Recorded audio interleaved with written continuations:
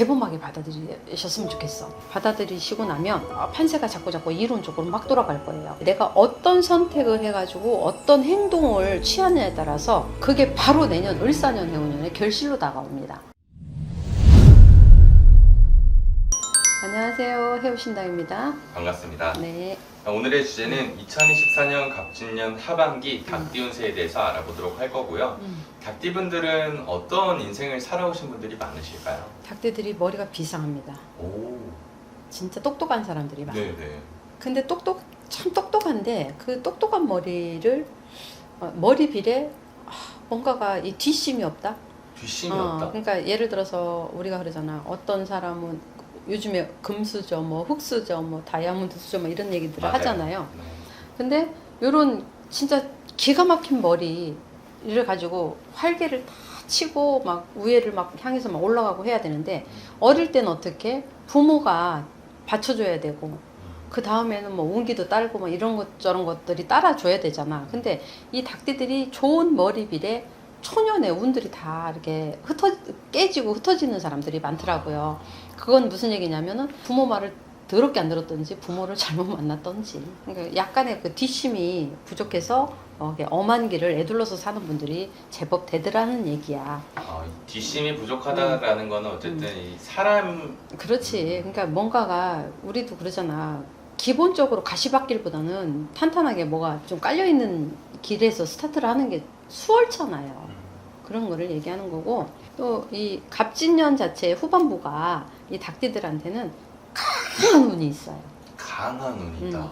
강한 운기가 기다리고 있는 그게 거야. 뭐예요?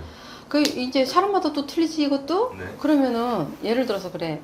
이 닭띠들이 몇 년 상간으로 약간 이 롤러코스터를 좀 타고서 오신 분들이 또 제법 되실 거란 말이야. 네.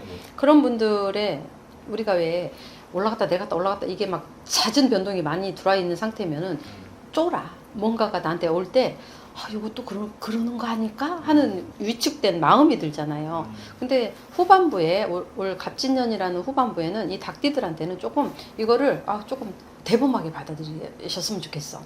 용기를 갖고 대범하게 받아들이시고 나면 뒤에 후반부에 뭔가 모르게 판세가 자꾸 이론적으로 막 돌아갈 거예요. 와. 운기 자체가. 네네. 그러면 이 후반부가 굉장히 중요한 이유가 있어요. 닭띠들한테.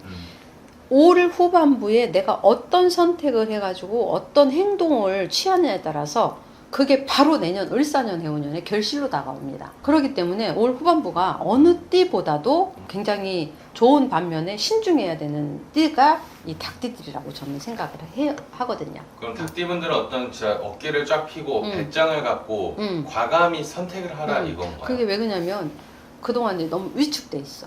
속된 말로 조금 쫄았어. 위축이 됐다. 그러니까 자신감 결여.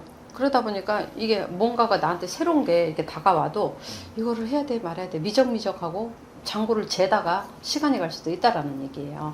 그러니까 보편적으로 닭띠들한테는 갑진년 해운년 후반부가 굉장히 운기가 강합니다.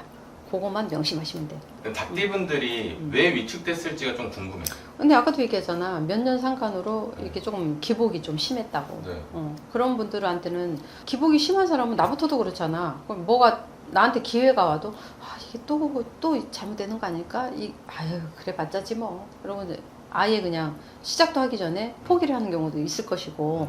그러니까 이제 그런 부분에서 제가 말씀을 드리는 거야. 그러니까 올 후반부에 나한테 생각지도 못했던 게 뭔가가 다가와. 이건가? 그 무당이 얘기한 게 이건가 보다 할 때는 좀 대범하게 움직여라. 그렇게 하다 유난스럽게 유일하게 제가 봤을 때 12띠 중에서 새로운 것을 후반부에 받아들여 가지고 내년에부터 본격적으로 덕을 가장 많이 보는 수혜를 많이 받는 띠 중에 하나라고 저는 봐요. 이 닭띠들이. 그 후반부에 어떻게 하느냐에 따라서 결실이 내년에 바로 와요. 2025년이 완전 달라지겠네요. 그러니까 신중하면서도 좋으면서도 용기를 갖고 좀 대범하게 나가라. 기회가 우리가 살면서 맨날 오지는 않아. 맞습니다. 근데 이게 기회인지 뭔지 이걸 얘기하는 건지 저걸 얘기하는 건지 아니 아무것도 없는데요. 만들어 그럼 뭔가를 내 스스로가. 맞습니다. 그래서 진짜 주변 사람들 또는 이 미디어에서 잘된 사람들이 얘기하는 부분이 있는데 네. 운에 대한 영역은 정말 중요하다 이런 말을 하더라고요. 제가 이 길을 가면서 정말로 뭐 신에서 주는 공수도 중요해. 다 중요합니다. 실력도 중요하고 다 중요해. 근데 인간이 한평생을 살아가면서 가장 소중하고 가장 중요한 게 저는 0.1%의 운이라고 저는 얘기를 해요. 맞습니다. 정말로. 그러니까 그 운은 기회는 맨날 오지 않는다라는 거. 왔을 때는 감나무 밑에서 입 벌리고 있다고 감이 똑 떨어지지 않습니다. 선생님은 정말 많은 사람들의 점을 봐주시고 방향성을 잡아주시잖아요. 선생님이 진짜 소름 돋게 운을 잘 봐서 잘 풀린 사람이 있었어요. 그럼요. 한 명 생각나는 사람이 있어요. 아주 간단하게.